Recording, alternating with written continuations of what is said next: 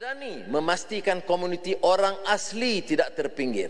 Concern utamalah dari pihak pendidikan Malaysia ialah tentang cara untuk mengatasi kadar keciciran pelajar orang asli. Jadi kita dapat lihat dalam Belanjawan 2026 ini, matlamat yang kerajaan telah letakkan untuk naikkan tahap nombor bilangan pelajar daripada darjah 6 ke tingkatan 1 telah meningkat. Contohnya pada tahun lepas, target yang kerajaan telah letakkan ialah untuk ada 92% pelajar darjah 6 orang asli masuk ke tingkatan 1. Tapi untuk Belanjawan 2026, kita dapat lihat yang kerajaan telah naikkan matlamat ni ke 96%.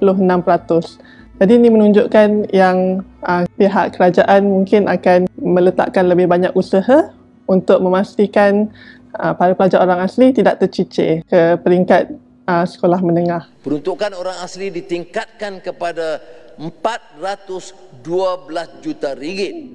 Allocation untuk orang asli telah meningkat daripada 380 juta ringgit tahun lepas ke 412 juta ringgit.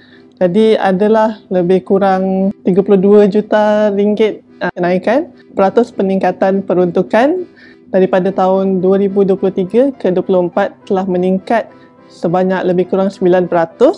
Kemudian dari 2024 ke 2025, peratus ni telah meningkat dengan lebih tinggi ke lebih kurang 14%. Tapi malangnya dari tahun 2025 ke 26, peratus ni cuma meningkat dalam 8% sahaja. Jadi dia dah macam stagnan sikit lah. Kita tengok dari segi peruntukan kos pengurusan, perbelanjaan pengurusan dan kos perbelanjaan pembangunan, boleh nampak lah perbezaan ketara di situ. Untuk kos perbelanjaan pengurusan hampir tak meningkat, dia hampir sama jumlah peruntukan, tapi untuk kos pembangunan, untuk development expenditure, the development expenditure actually meningkat hampir 2 kali ganda seperti yang diwar-warkan oleh Perdana Menteri kita dalam Iltizam Madani untuk Leave No One Behind,